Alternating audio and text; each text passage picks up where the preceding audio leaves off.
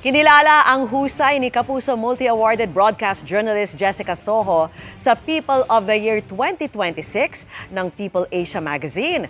Kabilang si Soho sa 12 pinarangalan para sa kani-kanilang larangan at advokasya. Kinilala ang galing, tapang at dedikasyon ni Soho sa paghimay at pagkikwento sa mga napapanahon at pinakamalalaking issue sa lipunan sa pamamagitan ng kanyang mga award-winning show sa GMA Network. Ayon kay Soho, nakadagdag ito sa hamon at responsibilidad pero patuloy na pagbubutihin ang trabaho bilang isang mamamahayag.